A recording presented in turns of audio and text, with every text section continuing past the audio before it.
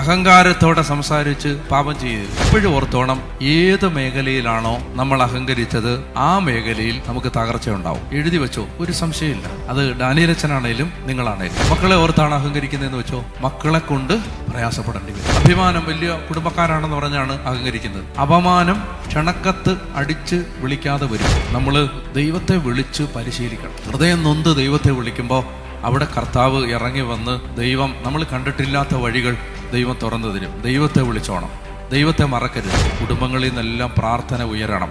അങ്ങനെയുള്ള കുടുംബങ്ങൾ നശിച്ചു പോകത്തില്ല. ദൈവം കാത്തെങ്കിലേ ഉള്ളൂ, ദൈവം കാത്തെങ്കിലേ ഉള്ളൂ. ഏത് സമയത്ത് എന്ത് സംഭവിക്കാം ആർക്കും. അതുപോലത്തെ ഒരു നാടായിട്ട് ഇത് മാറി. നിങ്ങൾ കാണാത്ത ഒരു ലോകമുണ്ട് സ്കൂളിലൊക്കെ. ചെറിയ കുഞ്ഞുങ്ങൾ പോലും നിങ്ങൾക്ക് അത് അറിഞ്ഞൂടാ. അതിൻ്റെ ഗൗരവത്തിൽ നിങ്ങൾ അറിഞ്ഞിട്ടുണ്ടോ? 4ലും 5ലും 6ലും പഠിക്കുന്ന കുട്ടികൾ ഡ്രഗ് ഉപയോഗിക്കുന്നുണ്ട്. ചിന്തിക്കാൻ പറ്റും. ഞാൻ പറയുന്നത് മനുഷ്യർക്ക് മാനുഷിക ബലഹീനതകളുണ്ട്, എല്ലാവർക്കും ഉണ്ട്. എന്നാൽ ഇത് അതല്ല. ഇത് നമ്മൾ ചിന്തിക്കുന്നതിന് അപ്പുറത്തൊരു ലോകത്തിലേക്ക് ഇവരെല്ലാം പോയി കഴിഞ്ഞു. ദൈവത്തെ വിളിച്ചോണം. അവസാന കാലം അടുത്തുകൊണ്ടിരിക്കുന്നു. ദൂതന്റെ കാഹളം ആകാശത്തിൽ മുഴങ്ങാൻ ദൈവം നിശ്ചയിച്ച ആ യുഗങ്ങളുടെ അന്തിമഘട്ടത്തിലേക്ക് നമ്മൾ അടുത്തുകൊണ്ടിരിക്കും. അതിൻ്റെ എല്ലാ ലക്ഷണങ്ങളും ഭൂമി കാണിച്ചു തുടങ്ങിയിട്ടുണ്ട്. എന്തോ സംഭവിക്കാം ഇവിടെ, എന്തും.